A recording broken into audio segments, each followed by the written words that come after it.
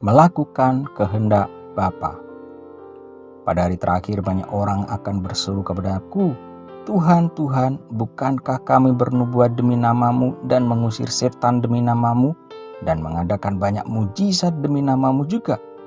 Pada waktu itulah aku akan berterus terang kepada mereka dan berkata, Aku tidak pernah mengenal kamu, nyahlah daripadaku kamu sekalian pembuat kejahatan. Matius 7 ayat 22-23. Yesus dengan tegas menyatakan bahwa akan ada banyak orang yang melayani dalam namanya dan percaya bahwa mereka adalah hamba-Nya, namun sesungguhnya Kristus tidak mengenal mereka.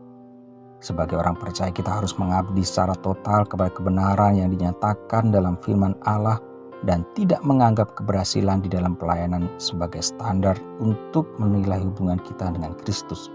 Kita mungkin saja memberitakan Injil di dalam nama Kristus, mengusir setan dan mengadakan mujizat, namun semuanya menjadi sia-sia jika ternyata Tuhan tidak berkenan dan mengenal kita.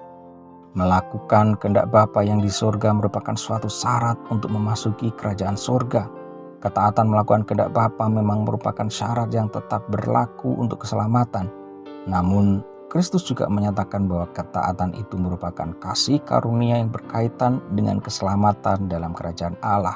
Kita mampu melakukan kehendak Bapa dan menjalankan hidup benar oleh kasih karunia, kuasa Allah dan hidup rohani yang terus-menerus diberikan kepada kita melalui Kristus.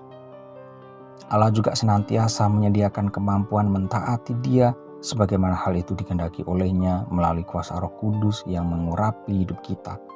Jadi kasih karunia yang diberikan Allah ini tidaklah membatalkan tanggung jawab kita sebagai orang percaya untuk hidup seturut kehendak Bapa. Teladan ketaatan akan kehendak Bapa juga ditunjukkan oleh Kristus.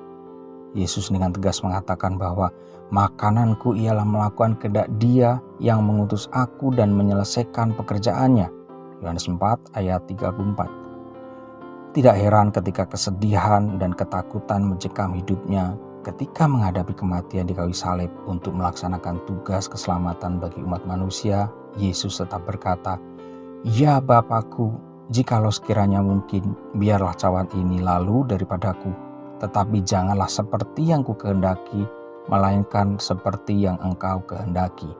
Itulah sebabnya Bapa sangat meninggikan Dia dan mengaruniakan kepadanya nama di atas segala nama, supaya dalam nama Yesus bertekuk lutut segala yang ada di langit dan yang ada di atas bumi dan yang ada di bawah bumi, dan segala lidah mengaku Yesus Kristus adalah Tuhan bagi kemuliaan Allah Bapa.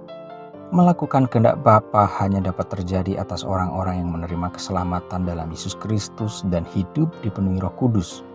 Gaya hidup seperti ini jika dikembangkan terus akan sampai kepada kualitas hidup yang disebutkan sebagai hidupku bukan aku lagi, tetapi Kristus yang hidup di dalam aku.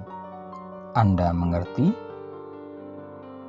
Melakukan kehendak Bapa hanya dapat terjadi atas orang-orang yang menerima keselamatan dalam Yesus Kristus dan hidup dipenuhi Roh Kudus.